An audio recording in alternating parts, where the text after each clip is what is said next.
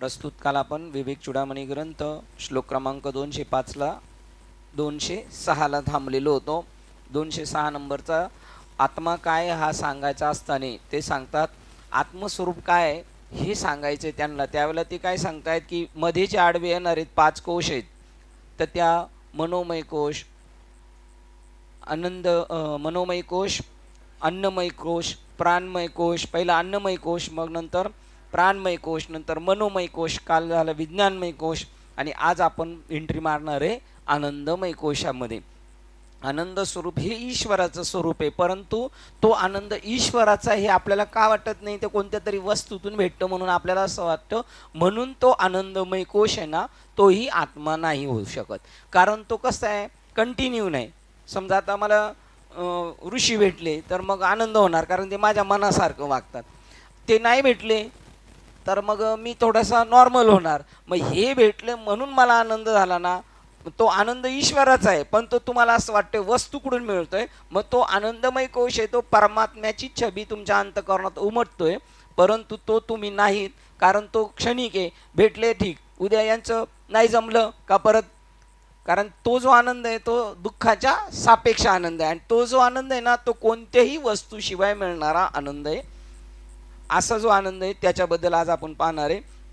त्यांनी काल सांगितलं होतं आपण आत्तापर्यंत ज्या संबंधी विचार केला तो विज्ञानमय कोश खालील कारणाकरता परमात्मा होऊ शकत नाही. का? विज्ञानमय तो विकारवान आहे, म्हणजे त्याच्यामध्ये लिमिट आहे. आणि तो काय, कशामुळे आवाज येतोय, काय झालं होतं त्यानंतर आम्हाला सांगा. तर ते म्हणतात की विज्ञानमय कोश जर सांगितलं आपण, तो आपण आत्तापर्यंत ज्या संबंधी विचार केला तो विज्ञानमय कोश खालील कारणाकरता परमात्मा होऊ शकत नाही. का? तर तो विकारवान आहे. म्हणजे तो काय समजतो विकारवान म्हणजे काय, तो स्वतःला मी संकुचित आहे, मी देह आहे, मी मन आहे, मी बुद्धी आहे, मी दृश्य आहे, मी भावना आहे, मी विचार करणार आहे, असं स्वतःला समजतो, त्याचं नाव विकारवान आहे. तो स्वतःला मी जसा आहे तसा नाही जाणत, तो विकारवान आहे. अचेतन आहे तो, त्याला कोणतरी चेतवतंय, तो जड आहे, तो परिच्छिन्न आहे, तो व्यापक नाही. तो इंद्रिय गोचर आहे, तो इंद्रियाला कळतो, गोचर होतो, आणि ते स्वरूप कसं आहे, अगोचर आहे, इंद्रियांना कळणारं नाही. इंद्रिय बुद्धी तिथं राती विन मावळले रविशशी, तर असं ते स्वरूप आहे. तर ते इंद्रिय तिथपर्यंत पोहोचू शकते. अनित्य स्वरूप आहे, जे स्वरूप आहे ती जीवदशा आहे ना, बुद्धीने जीवदशा स्वीकारलेली आहे, म्हणून ती अनित्य आहे. म्हणून मृत्य विनाशी वस्तूस खचितच कधीही अमृत्य अविनाशी आत्मा असे म्हणता येणे शक्य नाही. जी नाश पावणारी आहे ती वस्तू आत्मा होऊ शकत नाही. आत्मा कसा आहे, अविनाशी आहे, आणि ते अविनाशी स्वरूप आपलं आहे हे आपण जाणून घेण्यासाठी हा आपला अटापिटा आहे. अविनाश करी आपुले आयसे लावी मनापिसे गोविंदाचे. आता तू अविनाशी कर, आणि संतांनी काय दिले, नाही नाश सुख ते दिधले तयास. कशामुळं झाले जे उदास, देह भावे काकड्यामध्ये किंवा काही ठिकाणी म्हणतात सर्व भावे, सर्व भावे उदास झाले, देह भावे उदास झाले, असं सुख त्यांना दिले. नाही नाश सुख ते दिधले तयास, आणि त्याच्यामुळे झाले जे उदास सर्व भावी किंवा देहभावी, असं ते स्वरूप आहे. म्हणून ते अविनाशी स्वरूप आहे, आणि हे कसं आहे, विनाशी स्वरूप आहे, म्हणून हे ते होऊ शकत नाही. असा कालचा विज्ञानमय कोशाला आपण निरोप दिला. आता आपण एंट्री मारतोय 44 नंबरचं प्रकरण आहे. 44 नंबरचं प्रकरण आहे विवेक चूडामणी, आणि श्लोक क्रमांक 207 वाचतोय आपण. आनंदमय कोश हा नेनिवेचा असा विकार आहे की जो परिपूर्ण परमानंद स्वरूप आत्म्याच्या प्रतिबिंबाने स्पर्शित झालेला असतो. बिंबाने नाही, हे वाक्य लय महत्वाचं आहे. बिंब आहे ना, ते तिकडे आहे सूर्य, पण त्याचा प्रकाश इथपर्यंत आहे, आणि प्रकाश सूर्य आहे, पण तुम्ही आपण सूर्याला सूर्य म्हणत नाही, प्रकाशाला सूर्य म्हणत नाही, पण डबक्यात पडलेल्या प्रतिबिंबाला सूर्य म्हणतो. आणि ते प्रतिबिंब हललं का आपण समजतो सूर्य हलतो. आता हे प्रतिबिंब हललं तर सूर्य हलतो असं वाटतं.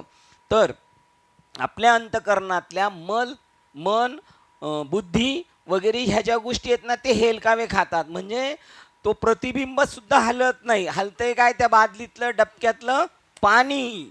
ते पाणी म्हणजे मन बुद्धी चित्त अहंकार, ते जर हल्लं का असं वाटतं आपल्याला, काय हल्लं, हल्ला सूर्य हल्ला.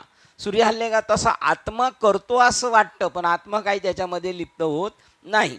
तो नेनिवेचा आनंदमय कोश हा नेनिवेचा असा विकार आहे का जो परिपूर्ण परमानंद स्वरूप आत्म्याच्या प्रतिबिंबाने स्पर्शित झालेला असतो. त्याला काय ज्याला अधिष्ठान कशाचं आहे तसं पाहिलं तर आत्म्याचं आहे, पण ते आत्म्याला न जाणता नेनिवेचं त्याला काय आहे विकार आहे.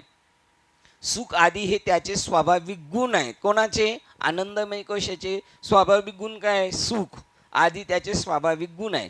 सुख देणाऱ्या वस्तू जेव्हा प्राप्त होतात तेव्हा तो प्रतीतीस येतो. आनंदमय कोश कधी अनुभवायला येतो? ज्याच्यातून आपल्याला आनंद भेटतो. एखादी वस्तू सुख देणारी ती भेटली का आपल्याला आनंद कोशाचा अनुभव येतो, आणि जेव्हा ती वस्तू नाही भेटणार तर आनंदमय कोशाचा अनुभव येणार नाही. म्हणजे हा कायमस्वरूपी आहे का? नाही, हा काही काळापुरता आहे. काही काळापुरता आहे म्हणून तो परमात्मा होऊ शकत नाही. तो देतोय मात्र काय? आनंदच देतोय. पुण्यकर्माची फले जेव्हा प्राप्त होतात तेव्हा तो सुदैवी पुण्यकर्माची फले जेव्हा प्राप्त होतात तेव्हा तो सुदैवी लोकांना उत्स्फूर्तपणे अनुभवास येतो. तुम्हाला राज विचारलं होतं बाबांनी, काय प्रसन्नतेचं राज? काही लोक इतकी प्रसन्न दिसतात आपल्याला, त्यांच्याकडं काहीच नाही आहे परंतु त्यांना विक्षेप नाहीत म्हणून आनंद आहेत, आणि आपल्याला विक्षेप आहेत म्हणून आनंदापासून आपण बाजूला आहे. तर ते पुण्यकर्म आहे त्यांचं मागचं, त्यामुळं त्यांना सुदैवान लोकांना उत्स्फूर्तपणे अनुभवास येतो. कोण? आनंदमय कोश. ते प्रसन्न असणार. वैराग्यवान पुरुष त्यामुळं खुश आहेत. ते आनंदमय कोशात आहेत परंतु ते मात्र आत्म्याच्या सोबत नाही आहेत. आहे ती आत्म्याचीच छबी आहे परंतु ते हे जाणत नाहीत. त्यांना त्या वस्तूपासून भेटतो. आता जे जंगलामध्ये साधू राहतात ते वैराग्यवान साधू आहेत, त्यांना पण तो आनंद भेटतो. त्यांच्या चेहऱ्यावर पण आपल्याला आनंदाच्या छटा दिसतात. का? विक्षेप नाही आहे आणि त्यांचं पूर्वकर्म आहे की त्यांचं कोणाशी देणदारी नाही. प्रत्येक प्राणीमात्राला यचकिंचितही प्रयत्नाशिवाय यापासून महान आनंद प्राप्त होतो. त्या आनंदमय कोशाच्या माध्यमातून न प्रयत्न करता सुद्धा कधी कधी सहज काहीतरी आनंद होऊन जातो. तो प्रत्येक माणसाला होतोच तसा, तो प्रत्येकामध्ये तो कोश आहे. आता आनंदमय कोशाचे वर्णन केले जात आहे. आनंदमय कोश ही सुद्धा वृत्ती मनोविक्षेप असते बघा. आणि जे आपल्याला आता तुम्ही जे ग्रंथ वाचला समजा ज्ञानेश्वरीतील सोहमयोग, तर कधी कधी सोहमला डिमांड पण दिलेले आहे आणि कधी कधी सोहमला थांबवायला सांगितलेले आहे. सोहम अस्तावले, ते सोहम तेही अस्तावले, किंवा सोहम भाऊ आटकू असं पण सांगितलंय, किंवा सोहम भावी जे लोक आहेत त्याचा कलंक लागेल तुझी दृष्टी, तुला त्यांचा कलंक लागू शकतो असं तुझं स्वरूप आहे अर्जुना, त्याचे सांगतात. तर त्यावेळेला ती वृत्तीरूप आनंद आहे आणि तो स्वयं आनंद भेटला पाहिजे आपल्याला. म्हणून ही सुद्धा वृत्ती मनोविक्षेप असते. वृत्ती म्हणजे विचार. सुषुप्ती अवस्थेमध्ये सुद्धा विचार तरंग असतात. सुषुप्तीमध्ये सुद्धा विचार तरंग असतात. जरी झोपलेलो आहे तर प्लॅन करून झोपलेले ना, उठला का तो प्लॅन परत त्याला आठवणारे. प्राण, मन आणि बुद्धी याचा लय झालेला असतो. कधी? सुषुप्तीमध्ये प्राणाचा लय झालेला आहे, नॉर्मल आहे, मनाचा लय झाला आहे, बुद्धीचा, पण मात्र विचार तरंग मात्र असतात.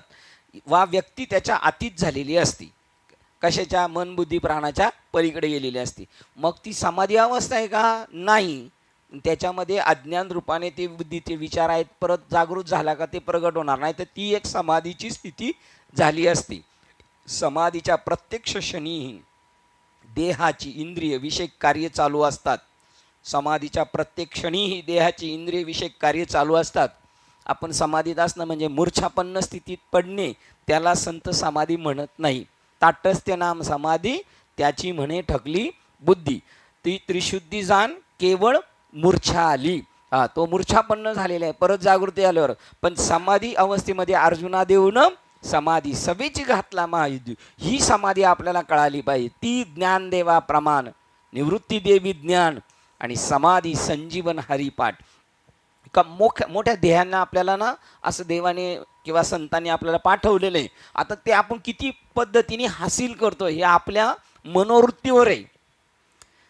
इंद्रियक विषय कार्य चालू असतात. देहदृष्ट्या तो मृतच असतो. कोण? समाधीमध्ये देहदृष्ट्या कसा असतो? त्याची तुम्ही श्वास जरी पाहिला तर बंद होऊ शकतो त्याचा. किंवा माऊली सांगतात दिवा जळलेला दिवा जर त्याच्या नाकासमोर ठेवला तरी विझणार नाही. म्हणजे तो दिसताना असं कसं दिसेल? थोडक्यात तुकाराम महाराजांच्या उदाहरणाने सांगायचं तर प्रेतरूप झाला शरीराचा भाव, लक्ष्यला ठाव स्मशानिता. स्मशानामध्ये जसं हात पडला जातो, मानाशी होऊन जाते, त्याला कशाची जाणीव नाही, ही एक स्थिती आहे समाधीची. पण शरीरातल्या आतल्या क्रिया चालू असतात, ठीक आहे. श्री अरविंद आणि स्वामी परमहंस योगानंद यांचे देह त्यांच्या महानिर्वाणानंतर ते पुन्हा जिवंत होऊ शकतील या अपेक्षेने काही दिवस ठेवण्यात आले होते. बघा, संतांचे चपला, पेन, त्यांचे झोपायचे बाकडे, उशा जतन ठेवतात, तर ती वस्तू किती त्यांनी ठरवून ठेवली असेल.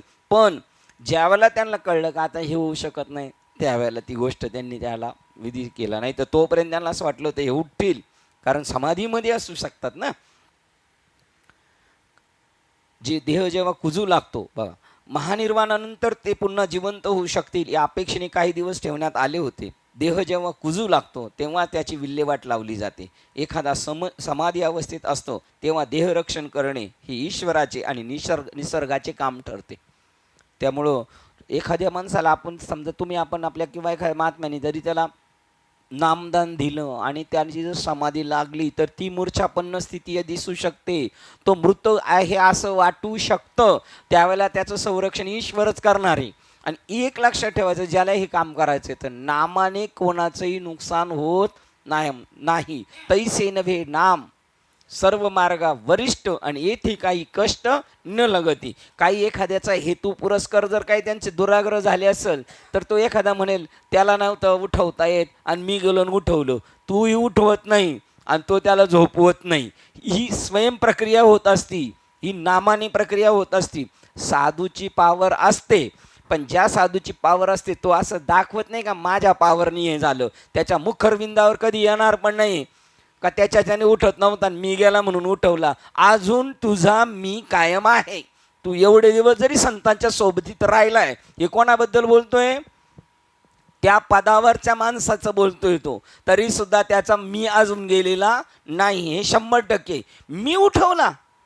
मी महात्म्यांकडून ऐकलं की एक मनुष्य म्हणला, बाबा आपण त्यांना अनुग्रह दिले, त्यांची अवस्था झाली.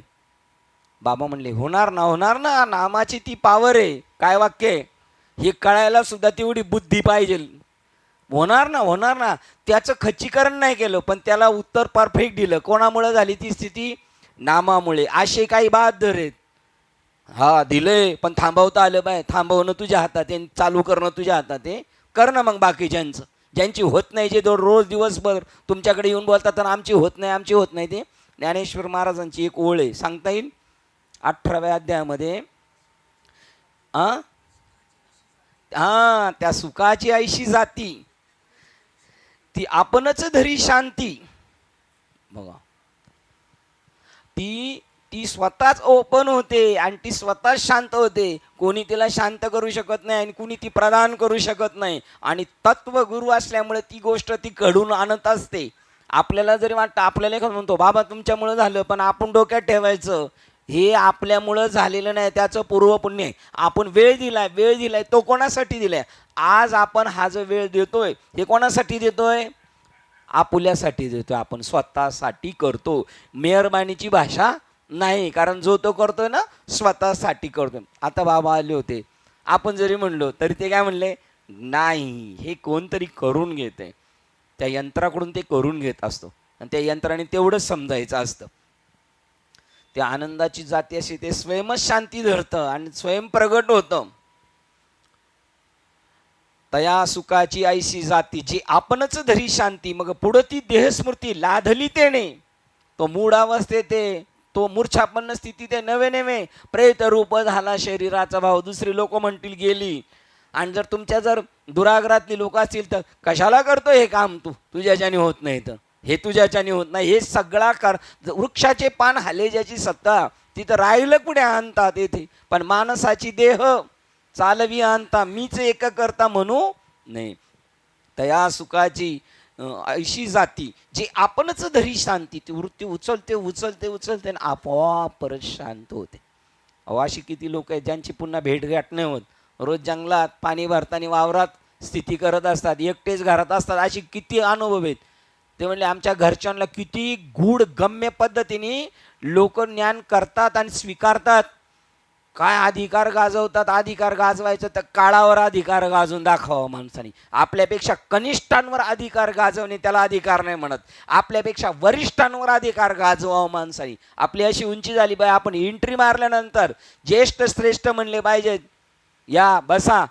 आपण आपल्यापेक्षा कमजोरांना दाखवत असेल शक्ती, तर ती शक्ती नाही. कशासाठी गेलो होतो इकडे? हां, तर अशी काही लोक आहेत. आता परवा आम्ही गेलो होतो एका ताईंच्या गावाला, तर तिथे त्या ताईंनी घरी नेलं. तर घरी जाताना म्हटले, साहेब बाबा आमच्या साहेबांना काय बोलू नका, आपल्याला घरात या गोष्टीवर काहीच बोलायचं नाही. त्यांना काही माहितीच नाही मी अजून अनुभव घेतला. ते का बाहेर गेले का मी आपलं कडी लावून घेते, मी आपली एकटी चिंतन करत असते 1.5 वर्षाने. आणि ताईंना भेटले आपल्या पपाळ्या म्हणलं, तर ते पाहिल्या त्यांची स्थिती आली, एकमेकीच्या गळ्यात पडून रडत होत्या. आणि किती सस्पेन्स चालू आहे. तर डोंबरे साहेब म्हणले, बाप रे किती गुढ गम्य. म्हणजे आधीच ज्ञान गुढ गम्य आणि साधना त्याच्यात अजून झाकवणे, आणि ते ईश्वर करून घेतो. ते म्हणले आमची घरची माणसं सगळी चांगली आहेत, पण त्यांना देवाचं पटत नाही. देव म्हणले ते म्हणतात ते आम्ही कर्मयोगी आहोत, आम्ही कर्माने सगळं हासिल करू. त्यामुळे देवाचं म्हणलं का त्यांना लगेच राग येतो. म्हणून त्याविषयी काढायचं नाही, त्या विषयावर बोलायचं नाही. ते म्हणतात तया सुखाची ऐशी जाती जे आपणच धरी शांती, मग पुढं ती देह स्मृती लादली तेनी. त्याच्यामुळे त्याची स्थिती समाधी अवस्थेत गेल्यानंतर तो पुन्हा उठतो. हो, इथे ते म्हणतात आणि ते काम निसर्गाचे ठरते, ते ऐशी जाती का ईश्वर ते करतो. आणि इथे काय नाही सांगितलं, ज्या वेळेला एखादा समाधी अवस्थेत असतो तेव्हा देहरक्षण करणे हे ईश्वराचे आणि निसर्गाचे काम ठरते. आपलं हातात नाही आहे ती, आणि आपल्या हातात पण आहे, पण आपल्या हातात तेव्हा आहे ज्यावेळेला आपली देहबुद्धी संपलेली आहे. आणि मी जे हे ग्रंथ सांगतात, मी जसा आहे ना तसेच तुम्ही. तुका म्हणे का देहाचे अवयव हे सगळी जे आहेत ना, हे एकच नटलेलं आहे. आणि ज्याला कळालं तो मी आहे, तो मी. तर ज्ञानेश्वर महाराज सांगतात, म्हणतात हे विश्व पण बाजूला सारावे आणि मला घ्यावे असा मी नाही, तर विश्वासकट मी आहे.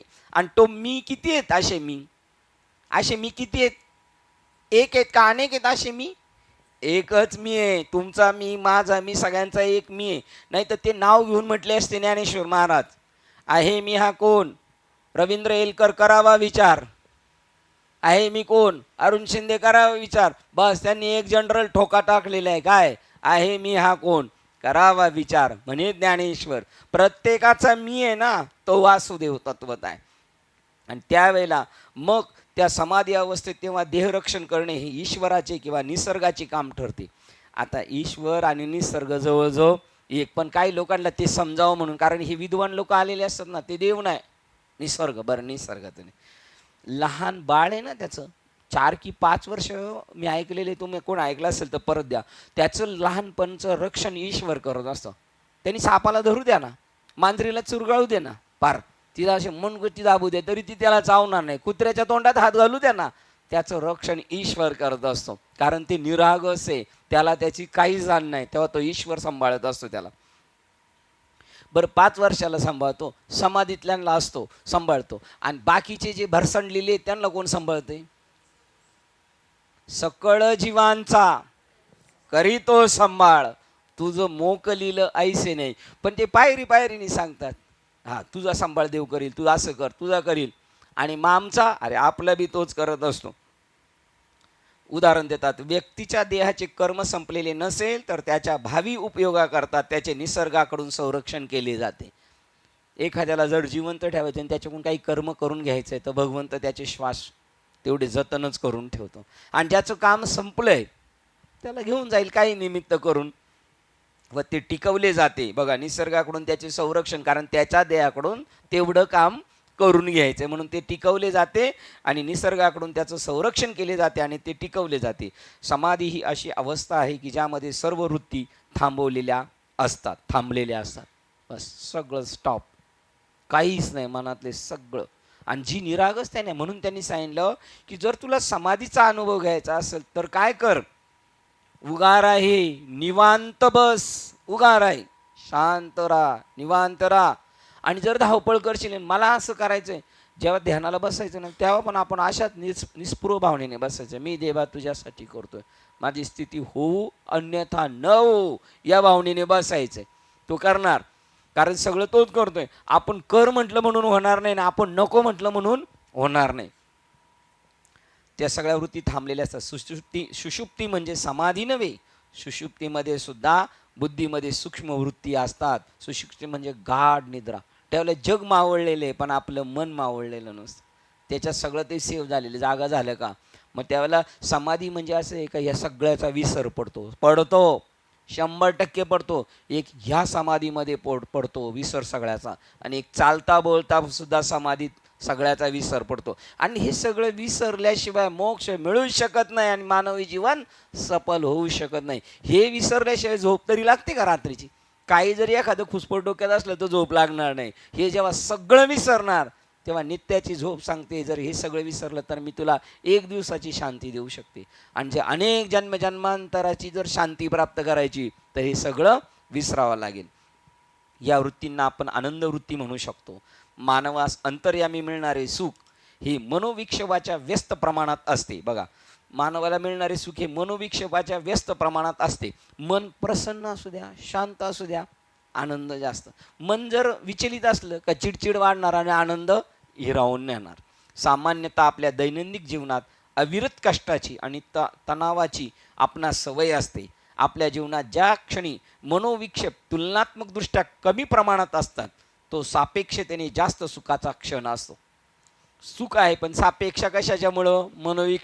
विक्षेप कमी आहेत म्हणून. मनोविक्षेप वाढले सुख हिरावून येणार. मन शांत झालं का सुख. मग काही लोक ध्यान करतात पण त्या ध्यानात त्यांना ही ओळख नाही मी कोण आहे. बसा, डोळे झाकून बसा, काहीच नाही, काहीच विचार करायचा नाही, काहीच विचार नाही करायचा, भेटणार. मग शांत मन झालं तर त्याला थोडं फ्रेश वाटणारच, पण मी कोण आहे त्याच्यातून क्लिअर होणार आहे का? नाही. मी कोण आहे हे पण त्याच्यात म्हटलं पाहिजे. मी तो आहे, मी हे नाही, मी तो आहे, मी हे नाही. आणि मग त्यावेळेला मन पूर्णपणे शांत होणार. तिथे मन शांती भेटेल पण आत्मशांती भेटू शकत नाही.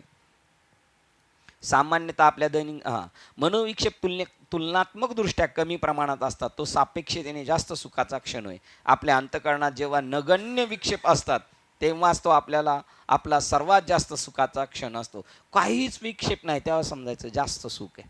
काहीच विक्षेप नाही तेव्हा आनंद आहे. या लहानसहान वृत्ती तरंगांनाच आनंद वृत्ती म्हणतात. आता आनंद नंतर परत गेला आनंद हिरवून, पण आनंद भेटतो ना मग त्याला आनंद वृत्ती म्हणतात. हा वृत्तीरूप आनंद आहे. त्या क्षणी अनंततेच्या परमानंदाचा अल्पसा अनुभव येतो. त्या आनंदामध्ये तो आनंद कोणाचा आहे तसा पाहिला तर विक्षेप कमी झाला का ती छबी आपल्या अंतःकरणात लगेच प्रगट होते आणि तो आनंद वृत्ती म्हणतात. पण तो आनंद कोणाचा आहे? अनंततेच्या परमानंदाचा अल्पसा अनुभव असतो. तो आपल्या मनातील तमोगुणामुळे निर्माण होणाऱ्या विचार तरंगाच्या लाटा अनंततेच्या प्रतिबिंबास फक्त स्पर्श करू जातात. हेच आनंदमय कोशाचे वैशिष्ट्य होय असे श्री शंकराचार्य आपल्या काव्य वैपुल्याने म्हणतात. बघा, आपल्या मनातील तमोगुणामुळे निर्माण होणाऱ्या विचार तरंगाच्या लाटा अनंततेच्या प्रतिबिंबास फक्त स्पर्श करू जातात. ते आपल्या मनात तमोगुणात जर लाटा वाढल्या तर ते स्पर्श करून जातात पण आपल्याला कळत नाही आणि ते काय करतात त्याला अजून आवरण करून टाकतात त्याच्यामध्ये. हेच आनंदमय कोशाचे वैशिष्ट्य आहे असे शंकराचार्य आपल्या काव्य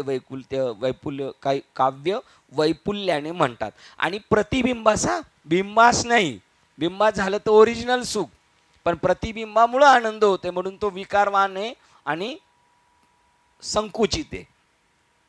सत्यत्वाच्या अज्ञानामुळे आपल्या मनात सुखद तरंग निर्माण होतात. बघा, सत्यत्वाच्या अज्ञानामुळे आपल्या मनात सुखद तरंग होतात.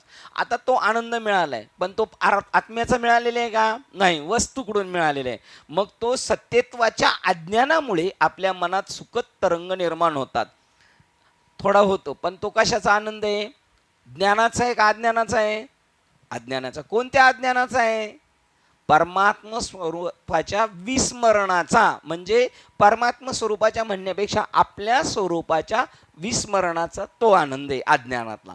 आणि आता जो होणार नंतर तो कोणता आनंद आहे? आनंदाचे डोई आनंद तरंग, तो स्वरूपाच्या स्थितीतला आनंद येतो आणि हा स्वरूपाच्या अज्ञानातल्या स्थितीचा आनंद आहे. म्हणून तो आनंदमय कोश परमात्मा होऊ शकत नाही. जेव्हा त्या प्रकाशित होतात तेव्हा त्याला आनंदमय कोश म्हणतात. आपल्या जागृत अवस्थेत सुद्धा आपणास कधी कधी आनंदमय कोशाचा अनुभव येत असतो. चालता बोलता सुद्धा एखादा फोन आला, आपल्या मनासारखं झालं, लगेच आपण खुश होत जातो. तो आनंद कोशाचा अनुभव जागृतीत सुद्धा, स्वप्नात सुद्धा होत असतो. आपल्या आवडीच्या वस्तूशी येणाऱ्या आपल्या संबंधानुसार आपणास निरनिराळ्या प्रमाणात सुखाचा अनुभव मिळत असतो. आपल्या आवडीची वस्तू मिळाली का आपण आनंदित होतो, आणि आपली आवडीची वस्तू कोणत्या स्टेपपर्यंत मिळते तसतसा आनंद पायरी पायरीने वाढत जातो. ते म्हणतात आपल्या आवडीच्या वस्तूंशी येणाऱ्या आपल्या संबंधानुसार आपणास निरनिराळ्या प्रमाणात सुखाचा अनुभव मिळत असतो. पहिला आनंद प्रिय आनंद, दुसरा आनंद मोद आनंद, आणि तिसरा प्रमोद हे निरनिराळ्या प्रमाणात मिळणारे सुख होय. आपण जेव्हा आपल्या आवडीच्या वस्तूच्या संपर्कात निरनिराळ्या प्रमाणात येतो तेव्हा प्रिय, मोद आणि प्रमोद या निरनिराळ्या प्रकाराचे सुखानुभव आपण घेत असतो. जेव्हा आपण प्रिय वस्तूच्या जवळ आलेला असतो किंवा त्याचा प्रचार करीत असतो तेव्हा आपण सुखी होतो. उदाहरण देतात, प्रेमिक आपल्या घरात बसून प्रियसीचा विचार करीत असतो तेव्हा त्याला सुख होत असते. प्रियसी जरी दूर असली तरी तिच्या संबंधी विचार करणे हे सुद्धा सुख असते. आपल्या अंतःकरणात होणाऱ्या या सुखद अनुभवलेला आपल्या अंतःकरणात होणाऱ्या या सुखद भावनेला इंग्रजीमध्ये सुख प्रिय असं म्हणतात. ही फक्त आठवण काढली आपल्या आवडीच्या व्यक्तीची तरी आपल्याला आनंद भेटतो. त्या आनंदाला ते म्हणतात प्रिय आनंद. बस. आता त्याच्या पुढचा दुसरा, जेव्हा आपणास प्रिय असलेली ती प्रियसी अगदी पुढ्यात असते तेव्हा सुख दुणावते आणि त्या दुणावलेल्या सुखास मोद म्हणतात. इंग्लिशमध्ये त्याला आपण आनंद शब्दाने संबोधूया. मग अशी काय होतं, प्रेम, फक्त आठवण, आता संगतीत आहे, आता आनंद, मोद, बरोबर. आणि आता त्याच्या पुढे, आणि जेव्हा आपण त्याला सुखस्वाद किंवा प्रत्यक्ष उपभोग घेत असतो तेव्हा ती सुख देणारी वस्तू आपल्या स्वाधीन असते तेव्हाचे सुख अर्थात अत्यंत तीव्रतम असते. सुखाच्या या जास्तीत जास्त तीव्रतेस प्रमोद म्हणतात आणि त्याला इंग्लिशमध्ये अत्यानंद म्हणतात. प्रिय, मोद आणि प्रमोद. तसं आपण जसजसं त्याच्या जवळ जाऊ तसं थोडक्यात मागे सांगितलेल्या त्या मुक्तींसारखंच आहे. स्वरूपता, समीपता, सलोकता आणि सायुज्यता. आता परमोच्च आनंद तत्वाच्या प्रकाशाने स्पर्शित झालेले हे सुख, परमोच्च आनंद तत्वाच्या प्रकाशाने स्पर्शित झालेले हे सुख अशा रीतीने प्रिय, मोद आणि प्रमोद स्वरूपाचे असते. तो दृष्टांत होता. आता काय दिला त्यांनी, सिद्धांत दिला. परमोच्च आनंद तत्वाच्या प्रकाशाने स्पर्शित झालेले, त्याच्या प्रकाश झोताने ते पुढं सुख आलेले आहेत, परंतु तो प्रत्यक्ष नाही. आनंद कोशात आवरण असतो बघा. यावेळी आपण आनंद कोशात वावरत असतो बघा. प्रिय, मोद आणि प्रमोद ही सुखाचे क्षण येतात त्यावेळा आनंद कोशात आपण वावरत असतो. आत्मसुखात नाही, पण तो त्याच्या स्पर्शाने निर्माण झालेला आहे. सुख हे वस्तूमध्येच असते असे आपण मानतो. सुख कशात मानतो आपण, वस्तूमध्ये. आणि सुख कशात आहे, आता समजा मोबाईल हरवला तर आपल्याला सहजच मनाची विचलित स्थिती होईल, तेव्हा आपला आनंद हिराव, आणि भेटला बरं का मग खुश झाला. मग खुश कशात झाला, याच्यामुळं नाही, याच्यामुळं तुझ्या मनात जे विक्षेप झाले होते त्याच्यामुळं तू दुःखी झाला होता, आणि आता हे भेटल्यामुळं तुझं मन स्थिर झालं म्हणून सुख भेटलं. ते सुख कुठं आहे, तैसा हृदयामध्ये मी रामू. परंतु तू कशावर मिळते म्हणून समजतोय, सुख हे वस्तूमुळे. यावेळी आपण आनंद कोशात वावरतो. सुख हे वस्तूमध्येच असते असे आपण मानतो. तेव्हा या सुखाचा अनुभव सुखद वस्तूच्या संदर्भातच आपणास येत असतो. जेव्हा आपणास ब्रह्माचे सत्यत्वाचे अज्ञान असते बघा, म्हणजे आपण जेव्हा अविद्येच्या प्रभावाखाली असतो तेव्हा ते शक्य असते. याच्याकडून आनंद मिळतो वस्तूकडून, पण तो त्या वस्तूकडून मिळतो असा आपला भाव आहे. आणि त्यावेळेला अजून आपण काय विसरलेलं असतो, आपलं स्वरूप विसरलेलं आहे. जेव्हा आपणास ब्रह्माचे सत्यत्वाचे अज्ञान असते त्यावेळेला ह्या घटना घडतात. आनंद हा त्याचाच आहे पण दिसतो याच्याकडून, बस. आणि त्यावेळेला आपण कोणत्या याच्यामध्ये असतो, अविद्येच्या प्रभावाखाली असतो, तेव्हा हे शक्य असते. आणि त्यावेळेला जो आनंद मिळतो तो आनंद कोशाचा आनंद आहे, आत्म्याचा नाही. म्हणून तो आनंदमय कोश आत्मा होऊ शकत नाही. आता आपल्याला यांना काय सांगायचं, यांना सांगायचं आहे आत्मा, पण पाणी सांगायचे, पण पाण्याच्या वरती शेवाळाने जे केलेलं ना आवरण, ते आवरण दूर केल्यानंतर खाली ओरिजिनल पाणी प्रगट होणार. तसं वरती आत्म्याच्या वरती ही 5 आवरणं आलेली, ती एक एक काढण्याचं चाललंय का मग ऑलरेडी खाली ते परमात्मा. जसं त्या दगडामध्येच देवाची मूर्ती आहे, पण नको असलेला भाग काढण्याचा हा प्रकार चालू आहे. आपल्या जीवनात आपण कधी कधी काही कारण घडले नसतानाही आनंदी होत असतो. समजायचं मागचं पूर्वपुण्य आपलं उदयाला आलेले, वस्तू नाही, काय नाही, घेणं देणं नाही, अचानक खुश झालाय. आपल्या जीवनात आपण कधी कधी काही कारण घडले नसतानाही आनंदी होत असतो. आपल्या पूर्व पुण्य कर्मामुळे निर्माण होणाऱ्या सद्वासनांमुळे हे घडत असते. आपण म्हणतो ना, काही मनुष्य नेहमीच प्रसन्न असतात, पुण्यात्मा आहे तो, मागचं पुण्य त्याला काही न घडता सुद्धा तो खुश आहे. पाप आणि पुण्य हे आपल्यामधील वासनांची स्थिती आणि प्रकार यावर ठरत असते. पाप आणि पुण्य कशामुळं? आपल्या योगावर ठरलं असतं, आपल्याकडून ठरवलेले. हे पाप हे पुण्य आपल्याकडून म्हणजे व्यावहारिक स्थितीमध्ये वावरत असतात. ज्या वासना अंतकरणात अधिक अधिक विक्षेप निर्माण करतात त्यांना पाप ही संज्ञा आहे. कशाला पाप म्हटलेले? आपण ध्यानधारणा करत असताना आपल्याला मध्ये मध्ये जे विक्षेप निर्माण होणार, आपण सत्यतत्वाकडे जात असताना विक्षेप करणार. बघा, यांना मी म्हणलं काय झालं, मामा मामी आले नाहीत आता बरेच दिवस. ते म्हणले बघा ना कर्म कसं आहे, गाडीवरून पडले आणि दोघं घरात आहेत. म्हणजे म्हणले किती कर्म आहे. तर हे जे विक्षेप आहेत हे आपलं पाप कर्म आहे. पाप ही संज्ञा आहे.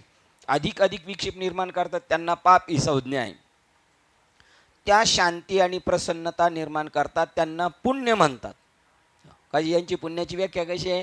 आपण साधना करत असताना आपल्याला स्वरूपाच्या ठिकाणी जाताना विक्षेपित स्थिती करत नाही, शांत स्थिती असते, त्यावेळेला आपल्याला काय भेटतं? कधी कधी डोंगरावर, नदीच्या किनाऱ्यावर, एकांतस्थळी जाऊन आपल्याला जो आनंद भेटतो ना, तो हा आनंद कोणता आहे?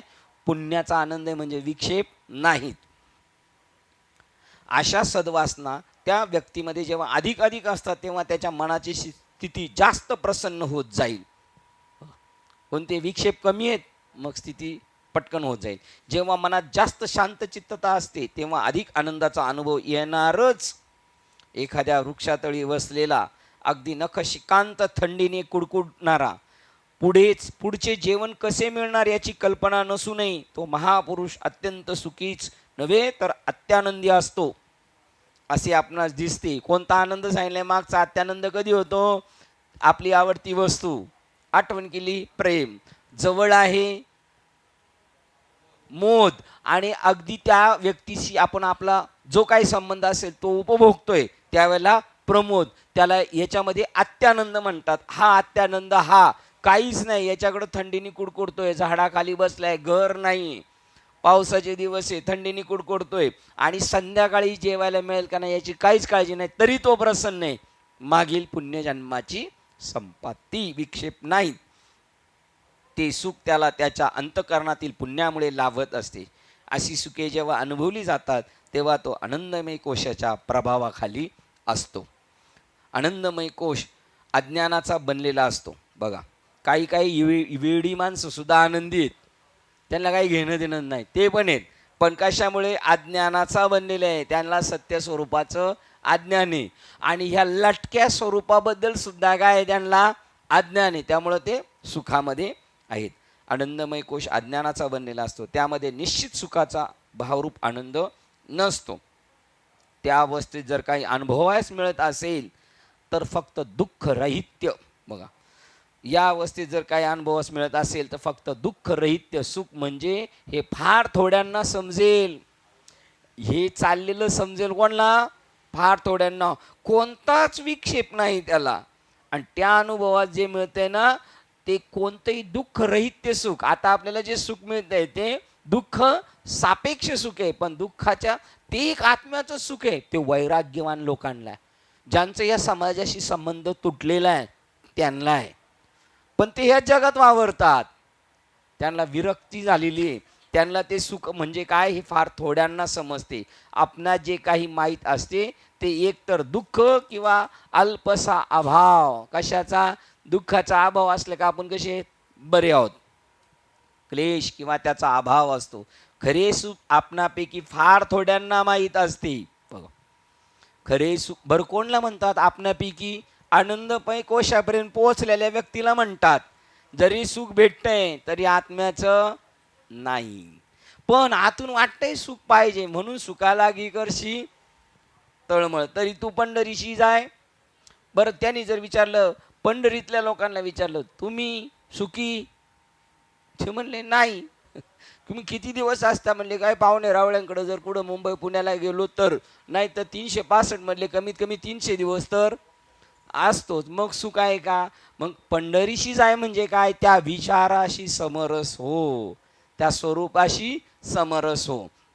खरे सुख म्हणजे ब्रह्माच्या आनंद घनाच्या अनुभवाखेरीज दुसरे काही नाही. खरे सुख कशात आहे? तरीच हा जीव सुख पावे माझा, किंवा आपुला तो एक देव करून घेवा, तेने विना जीवा सुख नव्हे. आत्मसुखाच्या गोड्या जो का विटे सकळ काम विषया, जयाच्या ठाई इंद्रिया मानू नये. बघा, आम्ही तेने सुखी म्हणा विठ्ठल विठ्ठल मुखी. बघा, म्हणजे तुकाराम महाराजांना सुख कधी होणार आहे? शिवाजी महाराजांना वाटलं नजराना दिल्यावर सुख होईल. ते म्हणतात आम्हाला नजराना दिल्यावर सुख नाही होणार. आम्ही कधी सुखी होणार? तुम्ही ज्या वेळेला विठ्ठल विठ्ठल म्हणणार. आम्ही विठ्ठल म्हणणार महाराज सुखी होणार. काय काय काय आयडिया काय कळा नाही. म्हणजे महाराजकडे राज आहे कुछ तरी, त्याचंच नाव महाराज आहे.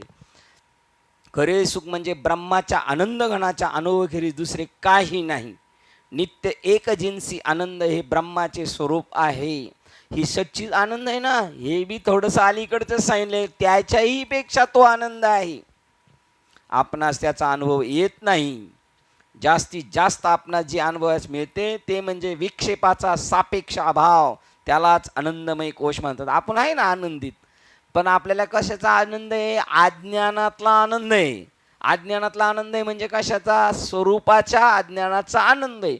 मग स्वरूपाचा आनंद नाही, मग आनंद कशामुळे मिळतोय? तर तुमचं मन विक्षेप कमी झाल्यामुळं आनंद भेटतो. मन विक्षेप कधी कमी होतो? एखादी गोष्ट आपल्याकडं नाही, मग तिच्यासाठी आपण काय करतो? हव्यास करत राहतो. मला पाहिजे मला पाहिजे मला पाहिजे. त्याला मन कसं असतं? आपलं विक्षेपित असतं. तीच वस्तू आपल्याला भेटली का मग आपले विक्षेप कमी झाले, मग आपण आनंदमय कोशात आहे. पण ती वस्तू आपल्याला मिळाली, काही काळापर्यंत त्या वस्तूच्या संगतीत येतोपर्यंत सुखे, परत त्या वस्तूबद्दल परत मन आपलं कमी होतं, दुसरी वस्तू आवडते का पुन्हा विक्षेप निर्माण झाले. म्हणून आपल्याला जे सुख मिळतं ते क्षणिक काही काळापुरतं. आणि आत्म्याचा आनंद जो येतो कंटिन्यू. न मिळो खावया, न वाढो संतान, परी हा नारायण कृपा करू, तो आनंद आहे. इथं संतान झालं तर आनंद आहे, खायला मिळालं तर आनंद आहे. आणि म्हणतात खायला नाही मिळालं, संतान नाही झालं तरी चालेल, पण तो आनंद आम्हाला पाहिजे. श्लोक क्रमांक 208 वाचतोय. आनंदकोश हा सुषुप्तीच्या अवस्थेत पूर्णपणे प्रचितीस येतो. बघा, सुषुप्ती म्हणजे अज्ञान दशा, सुषुप्ती म्हणजे गाढ अज्ञान, आणि तिथे हा आनंदमय कोशाचा अवस्था आपल्याला अनुभव येतो. पण आता सुद्धा आपण सुषुप्ती अवस्थेत आहे. सुषुप्ती अवस्था म्हणजे नुसतं गाढ झोपणं नाही, स्वरूपाबद्दल काहीच न कळणं, ते गाढ अज्ञान आहे. नाही तर सुषुप्ती म्हणजे नुसतं झोपणं नाही. आता जागृती म्हणजे जागृती त्याचे असं नाही. आपण आता जागृती ते देहाने जागृत आहे, आत्मस्वरूपाने जागृत असेल ती जागृती. तथापि स्वप्न जागृती या अवस्थेत इष्ट वस्तूंच्या दर्शनाच्या प्रमाणात त्यांचे अक्षता भान असते. आनंदमय कोशाची संपूर्ण प्रचिती सुषुप्तीमध्ये येत असते, कारण त्यावेळेला त्या सुषुप्तीमधलं जग पूर्ण मावळलेलं आहे. त्याचं म्हणजे त्याला विक्षेप आहेत का? विक्षेप कोण निर्माण करतंय? वस्तुरूप मावळलेले. त्यावेळेला स्वप्नात सुद्धा वस्तू मावळल्यात का? नाही. जागृतीत मावळल्यात का? नाही. मग त्यामुळं तो आनंद तिथे होतो. मग तिथे जेव्हा आपण हे सर्व विसरलं जातो त्यावेळेला तो आनंद भेटतो. पण तो विसरण्याचा आनंद आहे. परत जागृत झालं का परत ते हिरावणं. तथापि स्वप्न आणि जागृती या अवस्थेत इष्ट वस्तूंच्या दर्शनाच्या प्रमाणात त्याचे अक्षता भान असते. आनंदमय कोशाची संपूर्ण प्रचिती सुषुप्तीमध्ये येत असते. जेव्हा आपण स्वप्नरहित गाढ निद्रेत असतो तेव्हा आपण आनंद कोशाच्या प्रभावाखाली असतो. स्वप्न पण नाही आणि गाढ निद्रा आहे त्यावेळेला तो मला काहीही माहीत नाही, मला माहीत नाही, हाच आपला सुषुप्तीमधील अनुभव असतो. काहीच विक्षेप नाही, काहीच जाणीव नाही, आनंदमय दृश्य भावना. अजून एक आनंद मिळतो आपल्याला, तो एक आनंद ज्या वेळेला हॉस्पिटलमध्ये असतो आणि डिस्चार्ज देतो आपल्याला डॉक्टर, त्यावेळेला आपल्याला बरं वाटत असतं. पण ते बरं कशामुळं वाटत असतं?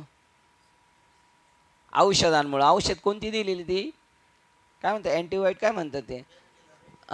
पेन किलर, दुःख दाबण्याचं जाणीव नाही. आणि घरी गेलो, मी म्हटलं मला बरं वाटतंय दादा, भोरणला म्हटलं. ते म्हणले 2 दिवसांनी परत जाणीव होणार. कारण काय होणार, औषधाचं प्रमाण कमी करणार आणि मग दुःखाची जाणीव होणार. त्या दुःखाला त्यांनी दाबले, तसं सुषुप्तीमध्ये दाबलेलं आहे. मग तो आनंद आहे पण तो क्षणिक आहे, अज्ञानामुळे, काही त्याला बधीर केल्यामुळे, आहे की नाही. दृश्य भावना विचार मला माहीत नाही, हाच आपल्या सुषुप्तीमधील अनुभव असतो. दृश्य भावना विचार यांचा आपणा जो अनुभव येत असतो त्यापैकी काही प्रचितीस येत नसते. बघा, दृश्य भावना विचार यास आपणा जो अनुभव येत असतो त्यापैकी काही प्रचितीत येत नसते. कधी? सुषुप्तीमध्ये. सुषुप्तीमध्ये दृश्य दिसतं का? नाही. दृश्यच नाही दिसत, मग त्याच्याबद्दल काही भावना निर्माण होणार आहेत का? नाही. भावनाच निर्माण नाही झालं तर प्लॅनिंग करणार आहे का, असं करायचं तसं करायचं, विचार करणार आहे का? नाही. मग टोटल तो शांत असतो, त्यामुळं त्याला तो आनंद येत असतो. विषय वस्तूंचा अभाव आणि आत्यंतिक अज्ञान हेच या कोशाचे स्वरूप असते. बघा, आनंदमय कोशाचा काय? विषय वस्तूचा अभाव. ज्या विषय वस्तू आहेत त्या त्यावेळेला त्याला कळत नाही, सुषुप्तीमध्ये त्याचा अभाव असतो. आणि आत्यंतिक अज्ञान हेच या कोशाचे स्वरूप आहे. कोणत्या? आनंदमय कोशाचे हे स्वरूप असल्यामुळे आनंदमय कोश आत्मा होऊ शकत नाही. यालाच अविद्येची स्थिती म्हणतात. गाढ निद्रेत आपण विषय वस्तूंचे आकलन करू शकत नाही. त्या सत्यतत्वाचेही, बघा, विषय याचे तर आकलन करू शकत नाही विषयांचे, पण सत्यतत्वाचेही, म्हणून त्या स्थितीला अज्ञान म्हटलेलं आहे. ती शुद्ध अज्ञानाची स्थिती असते. जरी आनंद भेटतोय पण आनंद आहे, पण कशाचा आनंद आहे? हा अज्ञानाचा आनंद आहे, ज्ञानाचा नाही. सुषुप्तीमध्ये आनंदमय कोशाची पूर्ण प्रचिती येत असते. स्वप्न आणि जागृती अवस्थेत जेव्हा त्याला केवळ विषय वस्तूच सुषुप्तीमध्ये आनंदमय कोशाची पूर्ण प्रचिती येत असते. स्वप्न आणि जागृती अवस्थेत जेव्हा त्याला केवळ प्रिय वस्तूच दिसतात तेव्हा ती फक्त अल्पशी असते. बघा, आनंदाची अवस्था भेटते, त्याला अनुभूती भेटते, पण ती किती असते? अल्पशी असते. ज्या वस्तू मिळाल्या त्या वस्तूच्या संगतीत.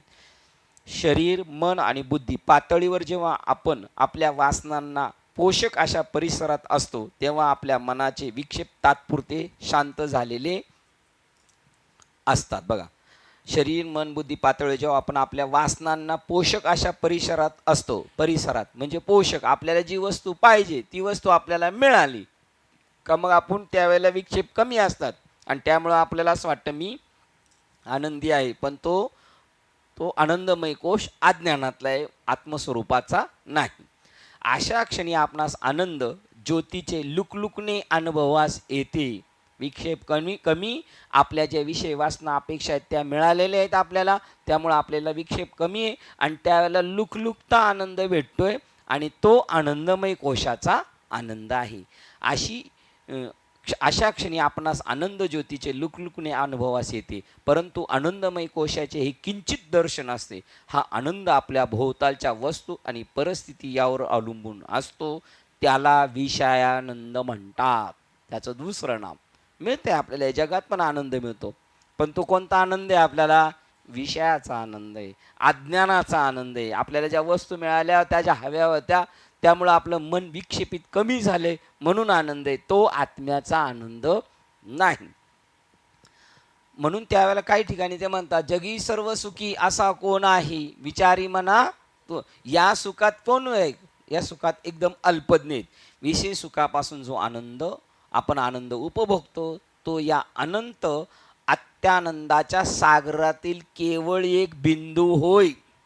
ज्याचा आपल्याला आत्मसात करायचा आहे तो आत्मा, आणि हा विषयातला आनंद मिळतो ह्या मोठ्या सागरातला एक बिंदू म्हणजे समुद्राच्या किनारी बसल्यानंतर ती लाट मोठ्याने आपटली आणि त्याच्यातून एक पडलेला आपल्या अंगावर मामूली बिंदू, थेंब नाही तो, आणि त्याची फक्त आपल्या जाणीव होती, थोडासा थंडावा आपल्या अंगावर पडलेला आहे बसतो, आणि तो किती आहे, सागरा एवढा आहे.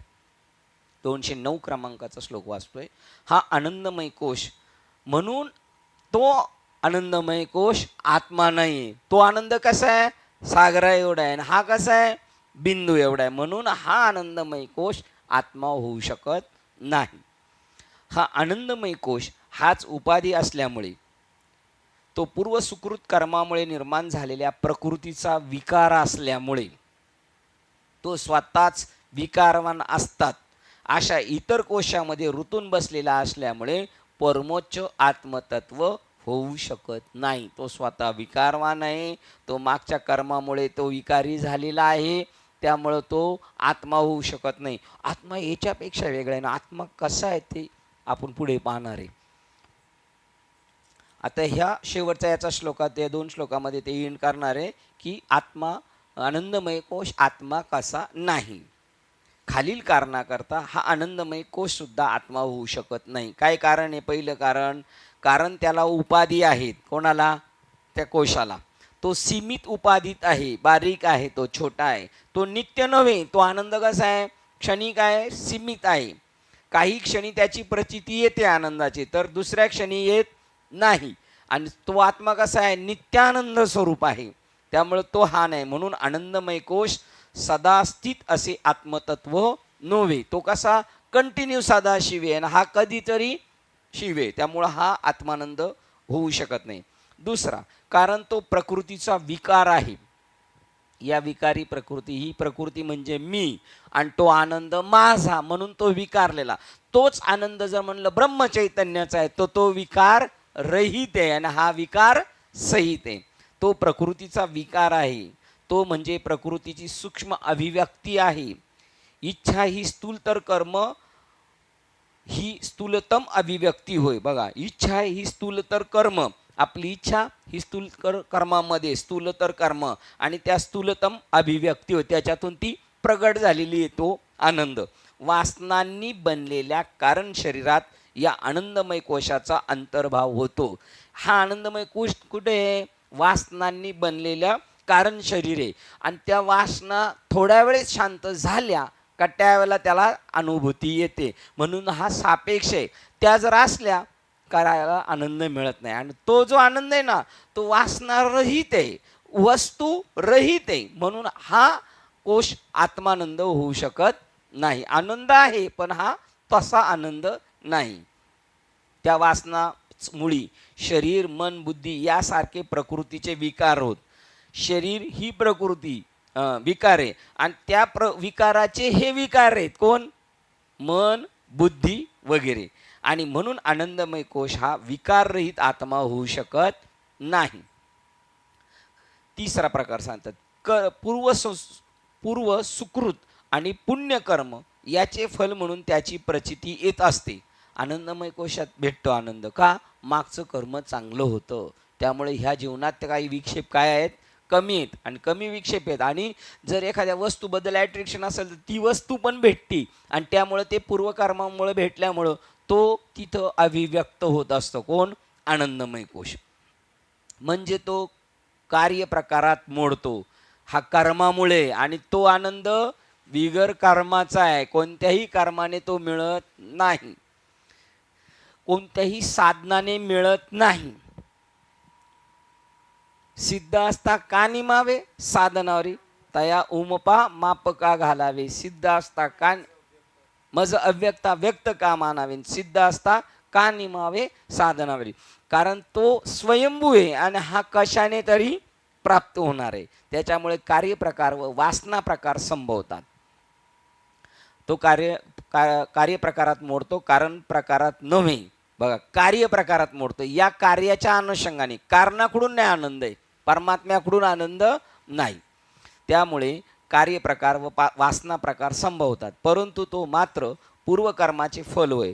तो कार्यरूप असल्यामुळे सर्वांचे जे कारण असते असे परमश्रेष्ठ तत्व होऊ शकत नाही. तो या कार्यामुळे, पण सगळ्यांचं मूळ कारण काय? या सगळ्या कारणांचं मूळ कारण काय? परमात्मा. तो कारणाचा आनंद नाही, कार्याचा आनंद आहे. म्हणून तो मुळाचा आनंद नाही. म्हणून तो परमश्रेष्ठ आत्मतत्व होऊ शकत नाही. हा आनंदमय कोश सर्व प्रकृती विकारांचा संघात होय. सगळ्यांच्या वासनांचा तो आनंद आहे. वासनांची विकार संघात समाहित्वात वासनांची प्रतीती केवळ अनुकूल परिस्थितीत येत असते. बघा, ही वासना निर्माण झाली, तिला जर वातावरण प्रतिकूल असलं, अनुकूल असलं तर मग तो आनंदी, आणि जर प्रतिकूल असेल तर दुःखी. मग अनुकूल वातावरणातच हा भेटेल, प्रतिकूल नाही. पण त्याला कोणत्याही वातावरणाचे घेणं देणं नाही. मनोकल हे विचार रूपाने व्यक्त होतात. वासना या फक्त प्रकृतीच्या माध्यमातून असू शकतात.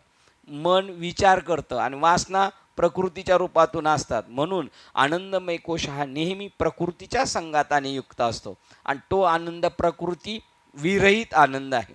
म्हणून साहजिकच तो विचार लहरींच्या जाळ्यात सापडलेला असतो. हे झालं पाहिजे, ते झालं पाहिजे, ते झालं पाहिजे, ते झालं पाहिजे, काही झालं ठरवलेलं तरच आनंद. आणि हा संघात स्वतः विकार रूप असतो. स्वतः विकारी आणि आनंद घेतोय तो विकारलेला आनंद घेतोय. म्हणून वर दिलेल्या कारणाकरता आनंदमय कोश आत्मा होऊ शकत नाही. आत्मा सदैव असतो, कधी नसतो असे नाहीस. तो अविकारी असतो. आत्मा कसा आहे? अविकारी आहे. आणि हा कसा आहे? कोश विकारी आहे. तो निरअवयव असून त्याला अस्तित्व असते. आत्म्याला अवयव नाही, पण त्याला अस्तित्व आहे. म्हणून तो आत्मा आनंदमय कोश आत्मा होऊ शकत नाही.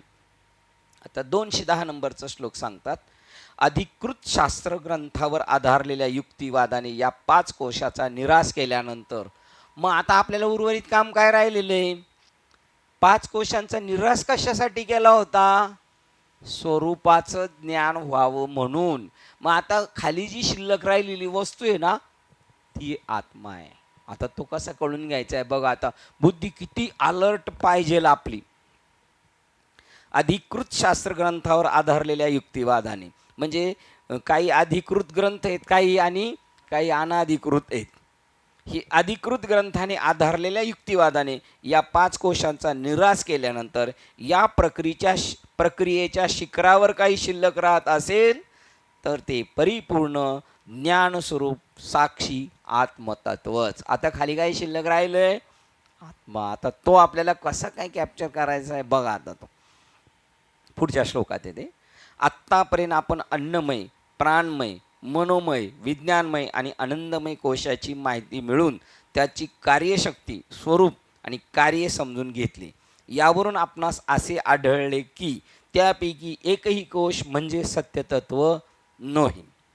आणि म्हणून आपण सर्वांचाच निराश केला, त्याचं विघटन केलं, त्याचं मूळ तत्व शोधून पाहिलं. ना आता आपल्याला कळालं यांच्यामध्ये ते सुख देण्याचं सामर्थ्य नाही, म्हणून हे ते नाहीत. या 5ही कोशांचा निराश केल्यावर जेव्हा एखादी व्यक्ती यथार्थ युक्तिवादाने आणि ज्ञानपूर्वक आकलनाने 5ही परिसराच्या अतीत होते, तेव्हा ती निराश प्रक्रियेच्या कळसास पोहोचते. बघा, ॲटोमॅटिक आपण इथपर्यंत गेलोय, तर आता हे सगळं टाकता टाकता आपण एका विशिष्ट उंचीवर गेलेलो आहेत. या 5ही कोशाचा निराश केल्यानंतर जेव्हा एखादी व्यक्ती यथार्थ युक्तिवादाने, आता किती व्यक्ती?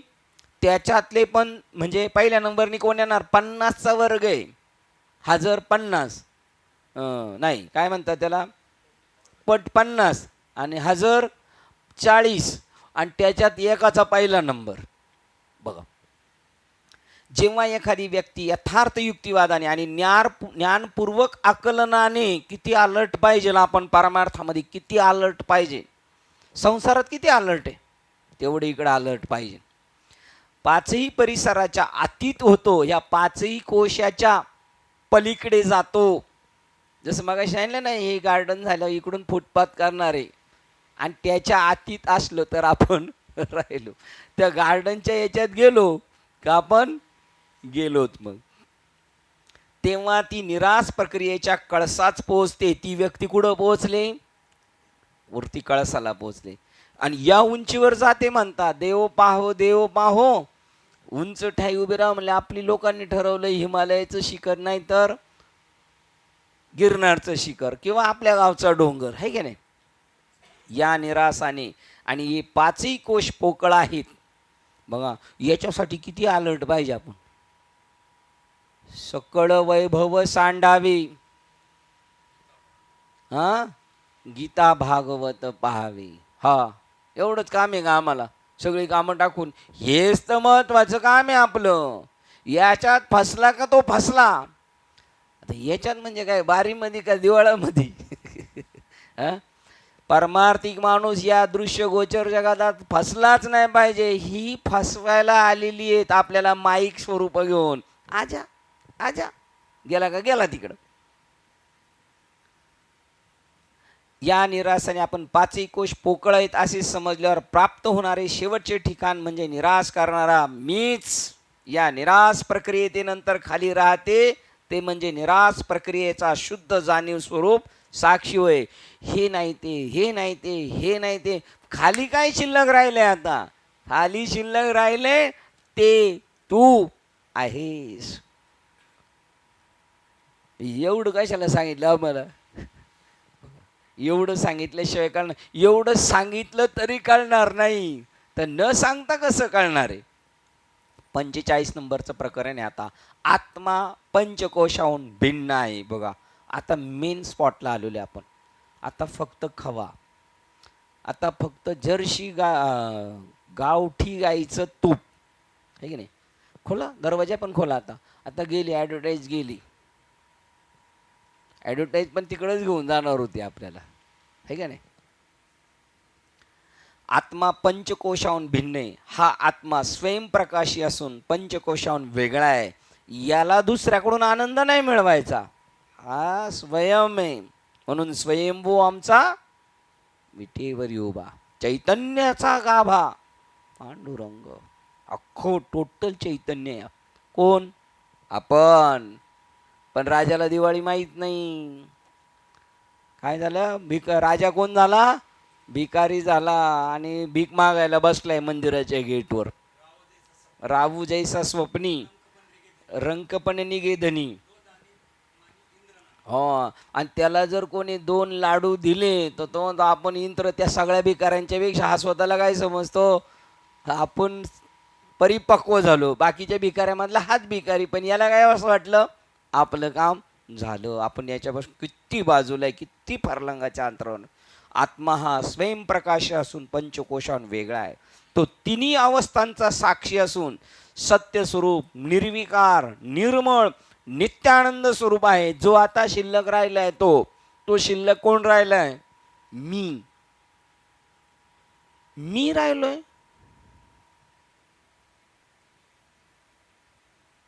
तुम्ही राहिलेत का नाही शिल्लक?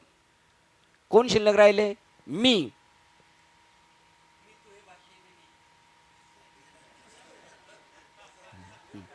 आता कोण शिल्लक राहिलोय? तू का मी? आता मी राहिलाय फक्त शिल्लक. प्रत्येकाचा मी शिल्लक राहिलाय. आता 50 माणसं असेल तर प्रत्येकाचा काय शिल्लक राहिलाय? मी. आणि प्रत्येकाचा मी, तर मी 50 माणसं आहेत तर मी 50 आहेत का? एकच मी. कधी कळणार बरं आपल्याला? हजारो किरण असले तरी सूर्यप्रकाश एक आहे. पाकळ्या गुलाबाच्या 50 आहेत पण गुलाब एक आहे, ठीक ना. का सुगंध पण 50 आहेत. तसे आहेत आपण वेगळे नाहीत. एकही व्यक्ती एका व्यक्तीपासून वेगळी नाही. सगळे एक आहे. पण हे कळण्यासाठी लय डोकं चालवावं लागेल, लय डोकं चालवावं लागेल. तो सत्य स्वरूप, निर्विकार, निर्मळ, नित्यानंद स्वरूप आहे. विद्वान पुरुषाने त्यालाच आपला आत्मा समजावे. कोणी? विद्वान पुरुषाने त्याला आपला आत्मा समजावे. जो खाली शिल्लक राहिलाय तो कोण शिल्लक राहिलाय? मी राहिलाय. आणि तो मी जो आहे ना, तो मी आत्मा आहे. सूक्ष्म अभ्यासाने. कोणत्या अभ्यासाने? सूक्ष्म. का 4 चाली म्हणण्याने, का 5-6 कीर्तने केल्याने? बिलकुल नाही. सूक्ष्म अभ्यास. का 10-20 वर्ष बाबा बरोबर राहिले नाही, 10 वर्ष बाबा बरोबर 12 वर्ष राहिले, 50 वर्ष राहिले, बाबा नाही झाले ना, संपला विषय. सूक्ष्म अभ्यासाने, ज्ञानाने आणि ध्यानाने आपण 5ही कोशाचा निराश केल्यानंतर जर काही खाली शिल्लक उरत असेल खाली, तर तो स्वयंप्रकाशी आत्मा होय. तो स्वतःहूनच ओळखला जातो. कोण कोणला ओळखतो? त्या आत्म्याला कोण ओळखतो? स्वतः. मी माझ्या स्वरूपाला ओळखू शकतो का? मी यांच्या स्वरूपाला ओळखू शकतो? जय जय स्वस्ववेद्या आत्मरूपा. स्वतःच जाणता येतो, दुसरा त्याला जाणू शकत नाही. तो स्वतःहून ओळखला जातो.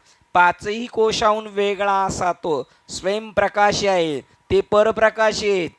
त्या मनाला आनंद आहे मनोमय कोशाकडून, पण मनाला आधार कोणाचा आहे? त्या कनेक्शनचा आहे, जाणीव तत्व. पण मनामध्ये निर्माण झालं आणि मनाकडून त्या अपेक्षा पूर्ण झाल्या का त्याला असं वाटतं मनाकडून आनंद तो पर आहे. पण हा स्वयंप्रकाशी, हा असतो प्रकाश घटक की जो जागृती, स्वप्न आणि सुषुप्ती या तिन्ही अवस्थांचा साक्षी असतो. मी जागृत आहे, अजून मला झोप लागली नाही. मला आता झोप लागली, चांगली झोप लागली, तेव्हाही तो जागा आहे. मला झोप लागली नाही तेव्हाही, आणि मला स्वप्न पडलं होतं तेव्हाही मी जागा आहे. बघा, या तिन्ही अवस्थांचा साक्षी आहे. शरीर, मन, बुद्धी यांच्या सर्व विकारांचे ते अपरिवर्तनीय असे अधिष्ठान आहे. शरीर, मन आणि बुद्धी यांच्या सर्व विकारांचे अपरिवर्तनीय, त्याच्याशी चिटकलेला नाही. आणि हा आनंद जो आहे, याचा जो आहे तो अपरिवर्तनीय. आणि हे मात्र आपले शरीर बदलते की नाही, आपलं मन बदलते की नाही, आणि आपले विचार, बुद्धीसुद्धा बदलते की नाही, पण हे कधीच बदलत नाही. ते अधिष्ठान आहे. स्वतःमध्ये काही बदल होत नसणाऱ्या अशा आत्म्याकडून ते मात्र सर्व प्रकाशित होतात. कोण? शरीर, मन आणि बुद्धी कोणाकडून प्रकाशित होतात? याच्यात काहीच बदल नाही होत, पण ते बदलणारे. पण प्रकाशित कोणामुळे झालेत? याच्यामुळे झालेले. आत्मा निर्मळ आहे म्हणजे तो सत्व, रज, तम गुणांनी प्रदूषित होत नाही. म्हणून गुणातीत आहेत साधू. आत्मस्वरूप कसं आहे? गुणातीत आहे. आणि जे साधू आहेत ते पण कसे? त्रिगुण रहितम, आहे की नाही? हे अपरिवर्तनीय अंतिम सत्यत्व, हे अपरिवर्तनीय अंतिम सत्य तत्व एक बाह्य वस्तू म्हणून नव्हे, तर स्वतःचे प्रत्यक्ष स्वरूप म्हणून आत्मत्वेने जाणावायचे असते. ते असे बाहेरून नाही जाणायचं. आपलं स्वतःचं स्वरूप आहे, अपरिवर्तनीय, मी परिवर्तित होणारा नाही आहे. आणि ते अंतिम सत्य तत्व एक बाह्य वस्तू म्हणून नाही बघायचं त्याला. देखिला माय देवांचा देव आणि भेटला संदेह दुजे. पण वेगळेपणाने त्याला नाही पाहायचं बाहेरून, त्याला कुठून पाहायचंय? आतून. हो, आत्मतत्वाने जाणावायचे. म्हणून सुज्ञ अभ्यासकाने का? सुज्ञ अभ्यासकाने पंचकोशाचा फक्त निराश करता कामा नये. इथं आपलं काम संपलेलं नाही. आत्ता खाली काही शिल्लक राहिले त्याचा तपास करायचा आहे. तर त्याने त्या सर्वामागे जे आत्मतत्व आहे त्याची दूरची गोष्ट म्हणून नव्हे. बघा, आता त्यांनी काय करायचं? तेवढा निराश करून नाही थांबायचं. तर त्या सर्वांच्या मागे असणारे जे आत्मतत्व आहे त्याची दूरची गोष्ट नाही म्हणून नव्हे, तर आपले स्वतःचे आत्मस्वरूप म्हणून प्रचिती करून घेतली पाहिजे. वेगळा, ते आपल्यापासून वेगळे, परब्रह्म ते वेगळे आपल्यापेक्षा म्हणून नाही. ते मी एक आहे असं स्वरूप, ते माझं स्वरूप आहे. ते देवाचं स्वरूप आहे असं नाही, ते माझं स्वरूप आहे असं म्हणून त्याची काय घेतली पाहिजे? प्रचिती, अनुभूती घेतली पाहिजे. आता ते सांगतात आत्मा म्हणजे काय. बघा, 246 नंबरचा प्रकरण आहे. प्रकरणाचं नाव आत्मा म्हणजे काय आता सांगणार आहेत. 212 नंबरचा श्लोक आहे. शिष्य उवाच, हे गुरु, ह्या पंचकोशाचा मिथ्या म्हणून निराश केला असता ते कसे आहेत? ते संपलेत का? त्यांचा नाश झाला का? नव्हतेच. मिथ्या म्हणून नाश केलाय. काय म्हणून नाश केलेला आहे? नाही म्हणूनच नाश केलेला आहे. मला तर सर्व गोष्टीचा अभावच दिसतो. आता त्या पंचकोशाचा निराश केला, आता मला काहीच दिसत नाही, काही भावच नाही, काही शिल्लकच नाही राहिलं. सगळं काय झालं? अभाव, काहीच नाही असं मला दिसायला लागलं आता. मग विद्वान मनुष्याने आत्म्याशी आपल्या एकत्वाची अनुभूती कोणत्या व्यक्तिभावाने घ्यावी? प्रश्नचिन्ह. आता मला तर काहीच दिसत नाही, आता काही शिल्लक राहिले नाही, हे निराश कर, ते निराश कर. मग आता विद्वान माणसांनी कसं घ्यायचं? तुम्ही तर म्हणले त्याचा अनुभव घेतल्याशिवाय राहायचा नाही. त्याचा अनुभव कसा घ्यायचा? शिष्य उद्गारतो, पाचही कोश हे भ्रम आहेत. या आधारावर मी जेव्हा त्यांचा निराश करतो तेव्हा मला तर निव्वळ व्यक्तिभावाच्या अभावाची स्थिती म्हणजे प्रत्येक गोष्टीचा संपूर्ण अभाव, एक रिकामी पोकळी आहे असे आढळून येते. बघा आता किती जवळ नेलं, आता आकाशाजवळ नेलेले. आता फक्त मला रिकामी पोकळी दिसते, हे नाही ते नाही. हे अन्नमय कोश शरीर आहेच नाही ते म्हणतात. यांचं मनोमय शिल्लकच नाही, प्राण काहीच नाही, यांचा विज्ञान बुद्धीमधले तत्व काहीच नाही. यांना कधी कधी आनंद, ते बी खोट आहे. मग खरं काय ते सांग. तैसे भूत जात माया कल्पिले जरी आभासी काय, निर्विकल्प तरी पाहे तेथ मीच मी आगावी. बरोबर, रिकामी पोकळी आहे असे आढळून येते. जेव्हा बुद्धीकडून अध्यात्म कल्पनांचा निव्वळ विचारच केला जातो तेव्हा तिच्या वाट्याला असले नैराश्य येत असते. बुद्धी लय चालवली पण शेवटी गेलो काहीच नाही. हो काहीच नाही, हे नाही ते नाही, काहीच नाही म्हणले तिथं. मग नैराश्य त्याच्याकडे येते. हा सिद्धांत, ह्याच सिद्धांताप्रत बुद्ध धर्मियांपैकी मिथ्यावादी पोचले होते. बघा, नाव नाही घ्यायचं कोणाचं. अरे ज्याला खरं बोलायचं त्याला बोलावंच लागणार. बघा, हे बुद्ध धर्मीयपैकी मिथ्यावादी इथपर्यंत पोहोचले. काहीच नाही ते म्हणतात. त्यांनी शून्यवादाला किंमत दिली. काहीच नाही, काहीच नाही, झिरो आहे. पण त्याच्या पुढे झिरो आहे हे ज्याला कळालं तो तू आहेस. बघा, म्हणून सुखे मी निजो लोगा, शून्य सारू, काहीच नाही, काहीच नाही, काहीच नाही, काहीच नाही. हे कोणाला समजलंय? ते तत्व तू आहेस. कळालं ना मामा? आणि ते बघा, मग बुद्ध धर्मियांपैकी मिथ्यावादी पोहोचले होते इथपर्यंत, काहीच नाही.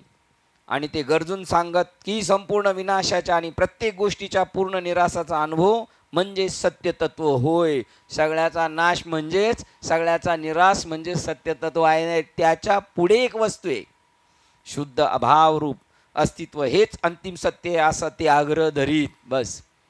आणि तरीही वरील श्लोकामध्ये श्रीगुरु म्हणतात, जे काही शिल्लक राहते ते सुज्ञ मानवाने समजून घेतले पाहिजे. त्यांचं सांगितलं मुद्दा, त्यांनी सांगितलं एवढंच आहे.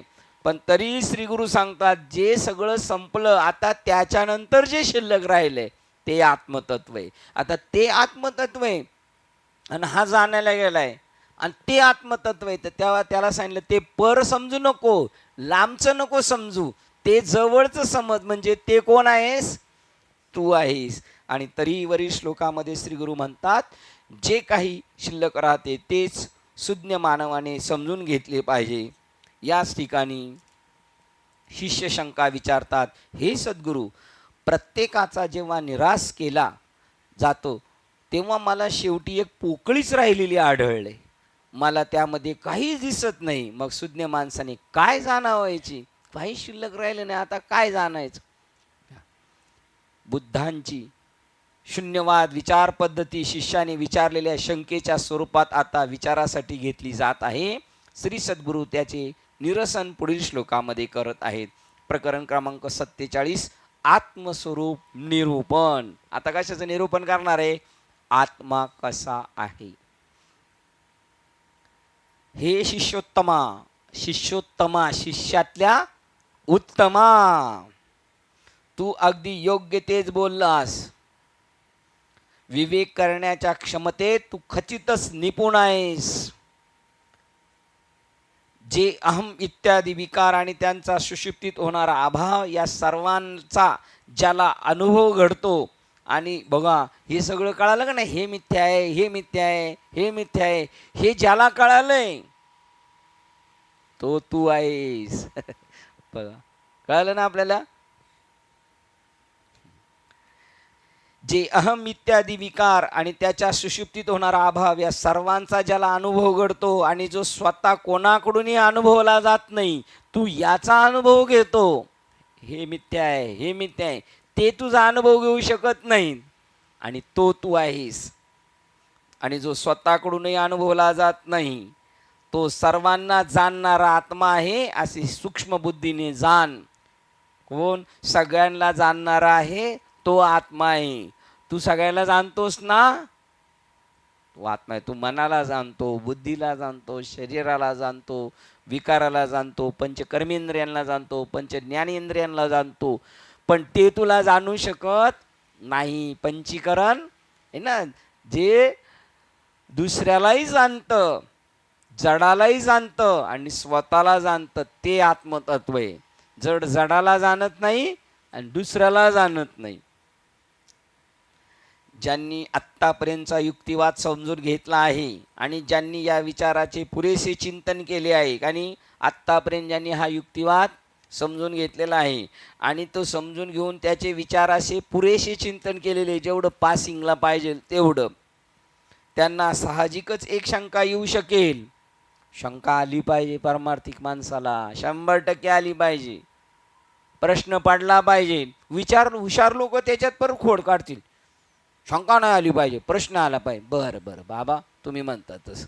अरे शंका प्रश्न त्याचंच नाव, हे असं कसं? मग शंका येऊ शकेल. जर प्रत्येक बाबीचा निराश केला तर काय समजून घ्यायचे? हे ते नाही, मग काय समजून काय घ्यायचंय? शिष्याच्या चतुर आणि तर्कसंगत शंकेबद्दल श्री गुरु त्याची प्रशंसा करून त्याला प्रोत्साहन देण्याकरता म्हणत आहेत, मला येथे काहीच दिसत नाही. या शिष्याच्या शंकेतील काहीच, या शब्दामागे काहीच नसणे हे जाणणारा असतोच. किती बारकाईने सांगितलेलं आहे बघा आता, हे नाही कळालं ना? मला येथे काहीच दिसत नाही आणि या शंकेच्या शंकेतील काहीच, या शब्दामागे काहीच नसणे हे जाणणारा असतोच ना. इथं काहीच नाही. घरात तर कोणी, आता एखाद्याला खोललं घर, जा या घरात कोणी बघ, या घरात कोणीच नाही, या घरात कोणीच नाही, म्हणजे कोणीच नसतो की नाही? हा, बोलणारा असतो, नाही कोणीच नाही. जेव्हा मन आणि त्याचे सर्व विकार, अहंकार इत्यादीचा निराश केला जातो तेव्हा जे शिल्लक राहील ते असेल की ज्याच्यामुळे जीवाकडून त्याच्या जीवन कलाच सर्व गोष्टीचा अनुभव घेतला जातो. बघ किती कसं गोड असं समजून सांगितलेलं आहे. संभ्रम पडू शकतो.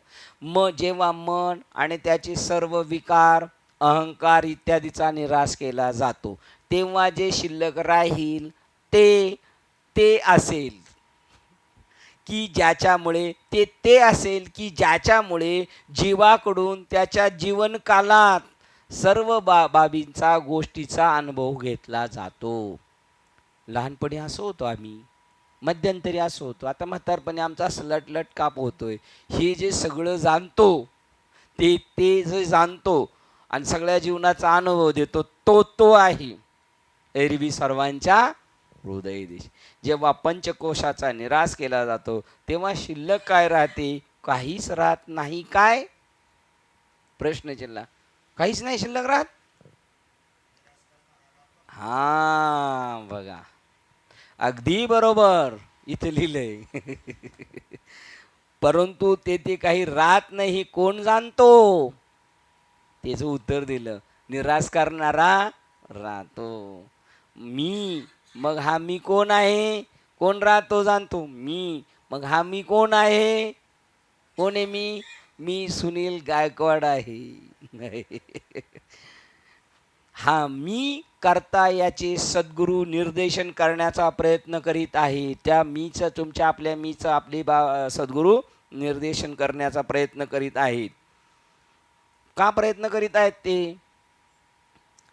त्यांना प्रयत्न का करावा लागतो? कारण त्यांना नीट कळत नाही म्हणून, है की नाही? ते का प्रयत्न करतात? त्यांना कळत नाही म्हणून. का आपल्याला कळून देण्यासाठी? आपल्याला कळत नाही ते कळून देण्यासाठी ते प्रयत्न करतात. मनाच्या सर्व भावना, बघा, मी करता याचे सद्गुरू निर्देशन करण्याचा प्रयत्न करीत आहेत. मनाच्या सर्व भावना, बुद्धीचे विचार याचा तू ज्यामुळे अनुभव घेऊ शकतोस. माझ्या मनात असं येतं, माझ्या मनात तसं येतं, माझ्या मनात, म्हणजे तू मन नाहीस आणि तुझ्या मनात येतं तू आहेस. मग तो म्हणेल मग काय मी आहे का तू, जर आपण एखाद्याला सांगायला गेलो. सर्व भावना आपल्या अंतःकरणात आणि बुद्धीचे विचार याचा तू ज्यामुळे अनुभव घेऊ शकतोस, परंतु स्वतः मात्र अनुभवले जात नाही असे ते प्रतीती करून घ्यावायच्याही. तू त्यांना जाणतोस पण स्वतःला जाणू शकत नाही, आणि त्याला तुला जाणायचे. हो, त्याला आपल्याला जाणायचंय. जो सगळ्यांना जाणतोय, आता कोणला जाणायचं आपल्याला? त्याला. आणि त्याला कोण जाणू शकतो? दुसरा जाणू शकतो की नाही? त्याला तोच जाणू शकतो.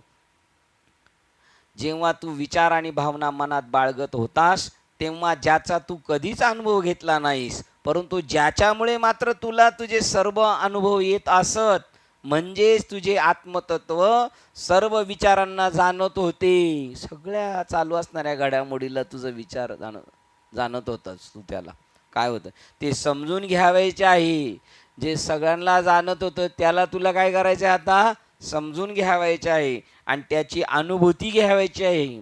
ते समजून घ्यायचं आणि ते कसं आहे त्याची काय घ्यायचं आहे? अनुभूती.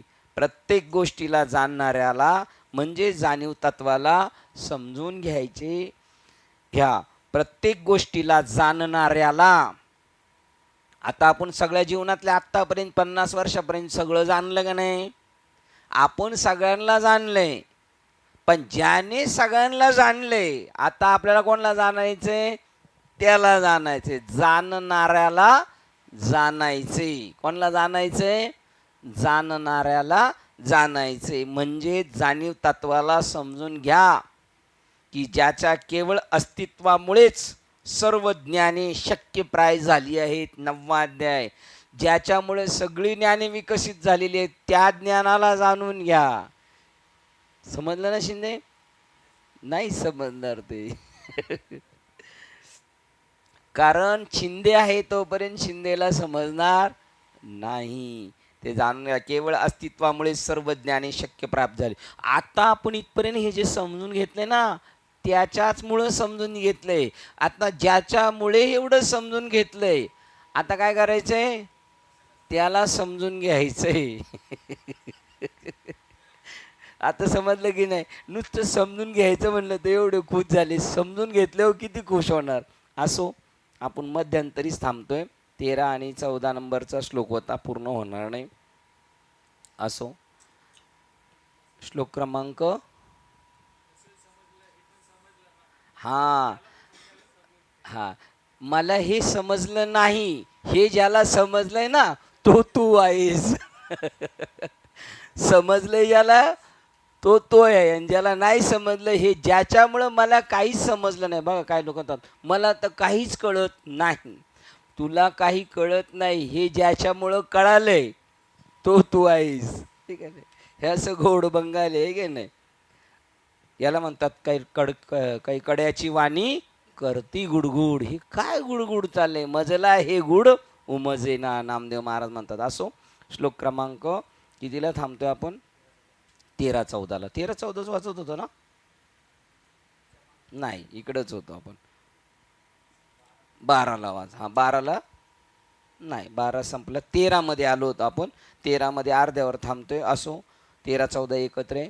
विवेक चूडामणी ग्रंथ श्लोक क्रमांक 13-14ला थांबतोय. झालेली सेवा हृदयस्थ सद्गुरू सच्चिदानंद श्रीपाद बाबा रामदास बाबा अधिष्ठान विवेक चूडामणी ग्रंथ संत मालिका तसेच तुम्हा संत वृंदांच्या चरणावर सेवा समर्पित करून सेवेला इथे पूर्ण विराम देऊया. पूर्ण श्री ज्ञानदेव तुकाराम पंढरीनाथ भगवान की जय. माऊली ज्ञानेश्वर महाराज की जय. जगद्गुरु संत तुकाराम महाराज की जय. शांती ब्रह्म एकनाथ महाराज की जय. सच्चिदानंद श्रीपाद भगवान की जय. सच्चिदानंद रामदास भगवान की जय. अवधूत चिंतनम श्री गुरुदेव दत्त गोपाल कृष्ण भगवान की जय. सब संतन की जय. गणपती बाप्पा मोरया.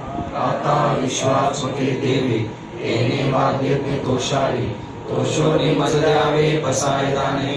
जय कळांची व्यंकटी सांडो या सत्कर्मी रती वाढो.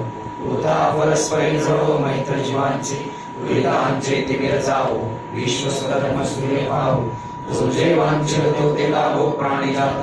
वर्षण सकळ मंगळी ईश्वर निष्ठांची मांदियाळी. अनवर्त भूमंडळी भेटतो त्या बुधा.